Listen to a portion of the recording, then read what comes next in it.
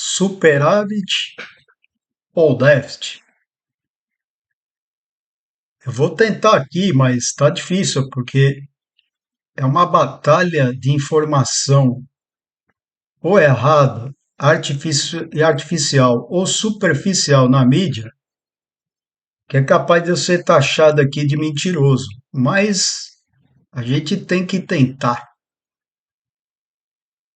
A maior economia do mundo, os Estados Unidos da América, está com uma dívida de 38 trilhões de dólares. Vou repetir: 38 trilhões de dólares. Desde o segundo governo Bill Clinton para cá, seja democrata ou republicano, os déficits gêmeos do Tio Sam são crescentes. O que são os déficits gêmeos? Porque nos Estados Unidos a gente chama de gêmeo, porque o dólar é a moeda de reserva mundial. Então, o que aqui a gente chama de déficit orçamentário em reais e déficit da balança de pagamento, que são as transações do Brasil com o exterior em dólar, nos Estados Unidos, como tudo é em dólar, a gente chama de gêmeos. Então, tanto o déficit orçamentário, receitas menos despesas, quanto o déficit comercial, exportações e importações, desde segundo Clinton para cá, eles são crescentes. Ou seja, deficitários e em crescimento.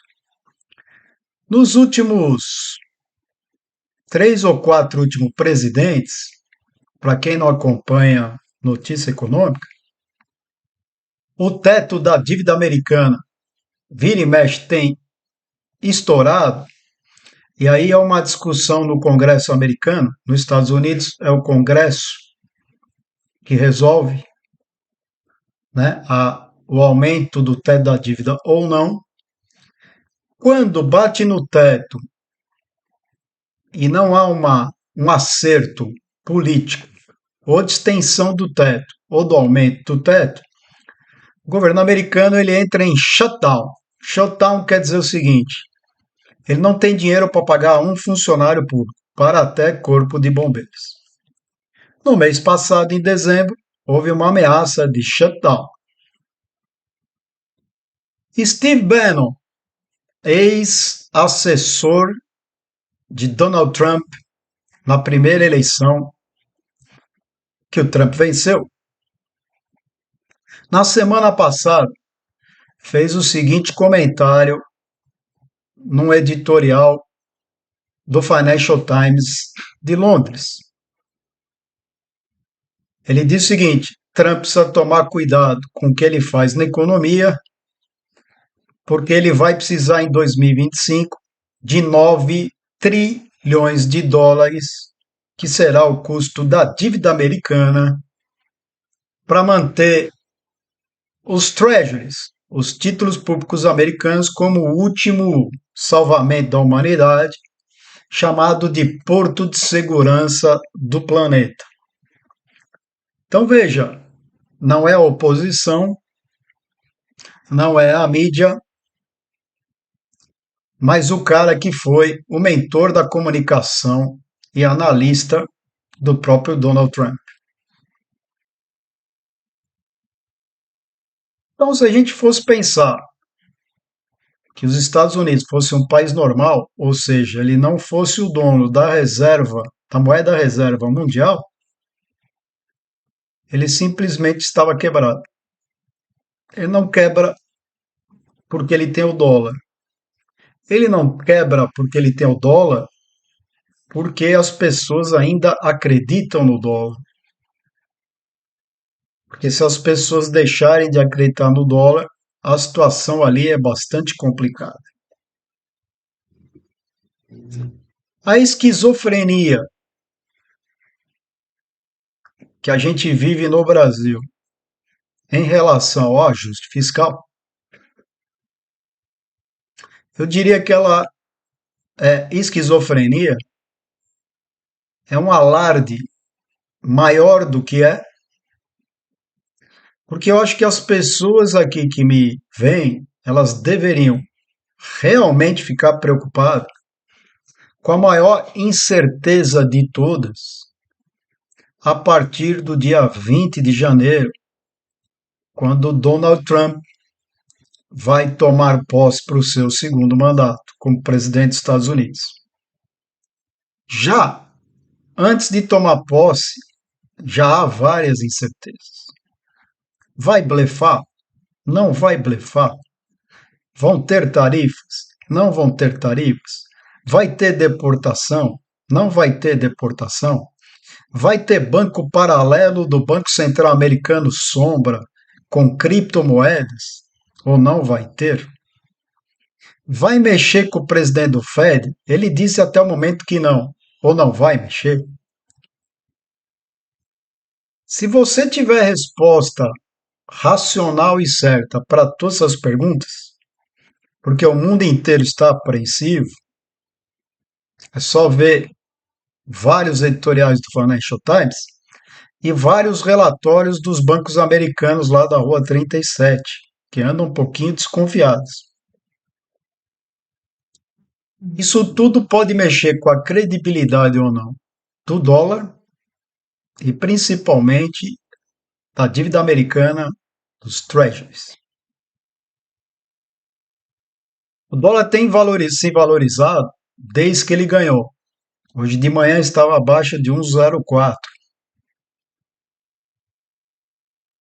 Veremos a partir do dia 20.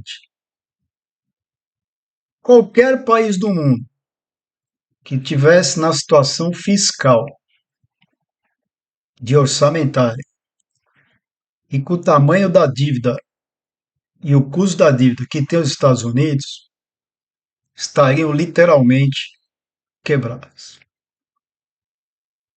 A salvação do tio Sam são as verdinhas.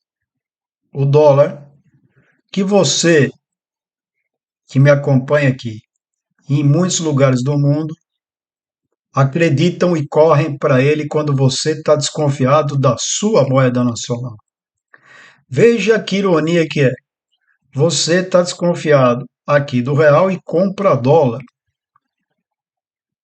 E tem muita gente no mundo desconfiada do dólar. Veja como que é a ironia. Pelos números, seria a última moeda a ser comprada. Pelo Trump, esperar para ver, porque ninguém sabe. A questão fiscal, né? A dívida japonesa está na ordem de 200% do PIB. Isso quer dizer que para cada 1 iene que o Japão produz, deve 2. Saiu um relatório da OCDE, que não dá para dizer que não tem credibilidade, OCDE, que a maioria dos países da OCDE estão com dívida PIB acima de 100%. Estão com déficit fiscal muito maior que o brasileiro, na média, e não tem tanta esquizofrenia.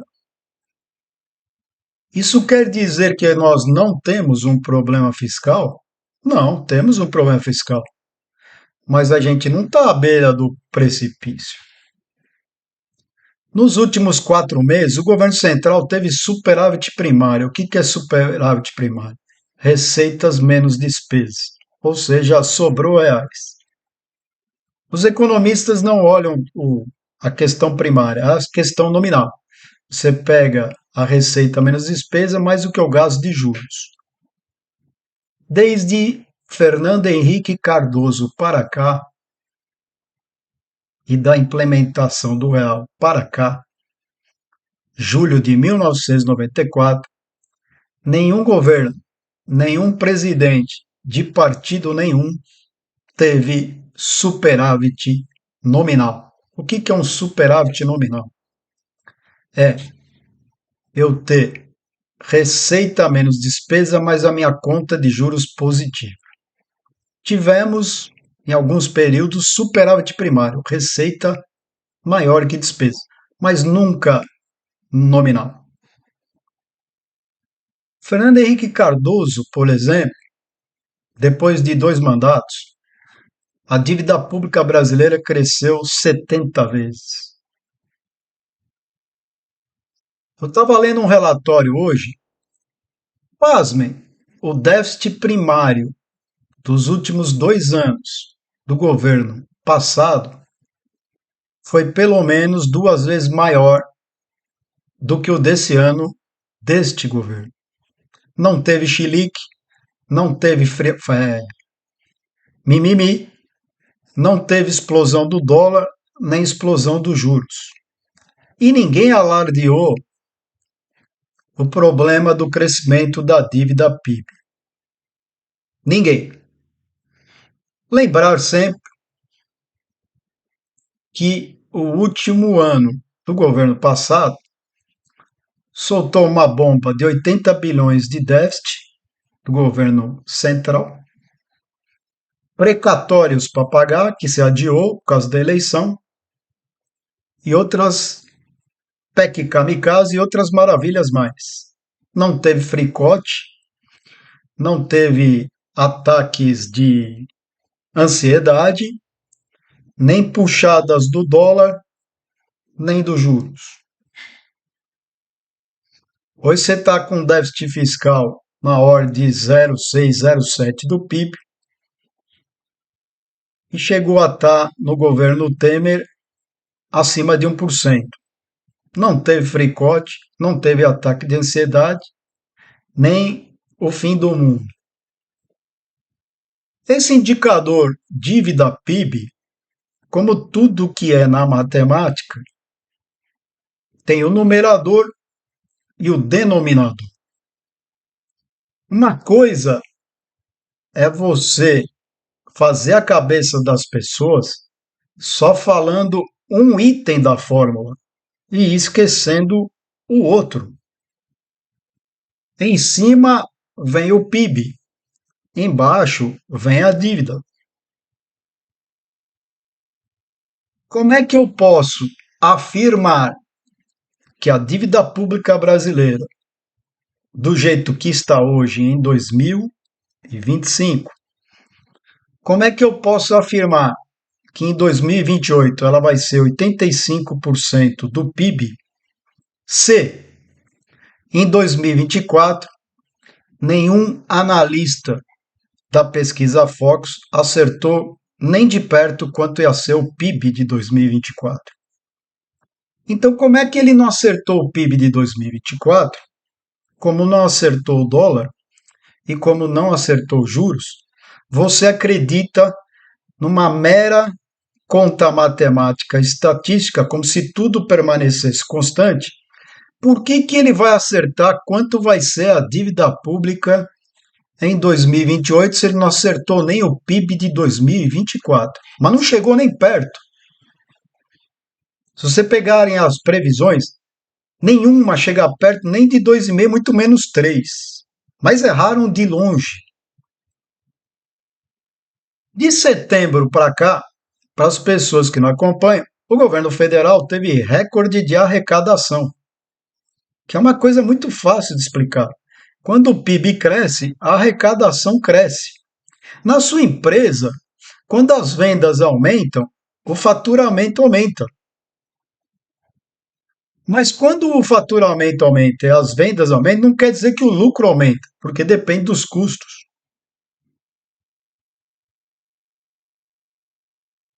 Então veja lá, a arrecadação aumentou. Bom, a relação dívida-PIB está na ordem de 78%, 76%. Olhem a dívida americana, olha a dívida francesa, olha a dívida inglesa, olha a dívida japonesa. E olha a dívida chinesa, que é uma das menores no mundo. Então, essa questão dívida-PIB, ela tem dois lados. Se o PIB aumenta mais que a dívida, essa relação cai como mágica, porque é matemática. Não sei o que inventei. Se os economistas faltaram na aula de aritmética, o problema não é meu, é dos cursos de economia.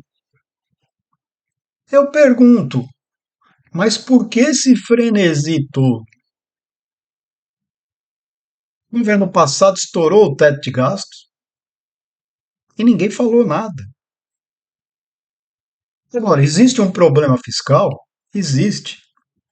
As dívidas dos estados, que é uma coisa política que ninguém nunca fala, pode procurar no Valor, na Globo News, ninguém fala da dívida do estado, que são sempre roladas e acabam na mão do governo central, dependendo da sua fraqueza política. Renúncias fiscais criadas pelo Congresso desde os tempos do governo Temer, que hoje chegam na ordem de 300 bilhões de reais. Vários setores não pagam imposto, mas você e eu, que me acompanha aqui, pagamos. Déficit da Previdência. Ninguém fala para você que o Judiciário, os militares, a alta cúpula do governo federal, Receita, Banco Central, a alta cúpula, são 40% do déficit da Previdência e nós que trabalhamos pagamos a aposentadoria no pico deles, para não dizer outra coisa aqui. Então, você que me acompanha, que hoje me estendi demais, você devia estar preocupado com o Brasil ou com os Estados Unidos? Número por número, como os economistas gostam de comparar, e hoje tinha um analista do Citibank, um mexicano lá de Nova York, falando parecido com o que eu estou falando. Falou: existe um problema fiscal, existe um problema na dívida brasileira, mas ele é bem menor do que vocês imaginam, porque ele começou a comparar com outras localidades no mundo. E uma coisa interessante, que eu já fiz um vídeo aqui: 90 a 91% da dívida pública brasileira está na mão de residentes do Brasil. 75%, quase 80%, na mão de instituições financeiras, fundos de investimento e seguradoras. O que aconteceu nesse período de turbulência? Alguém resgatou algum real da dívida? Não. Agora, você que vai atrás de conversa fiada, vendeu os seus papéis do título público, achando que vai ter calote, e foi comprar dólar no pico ou criptomoeda. Não é negar que existe um problema fiscal, mas é também negar que está muito fora de propósito um calote da dívida brasileira. Abraço a todos aí, hoje me estendi demais.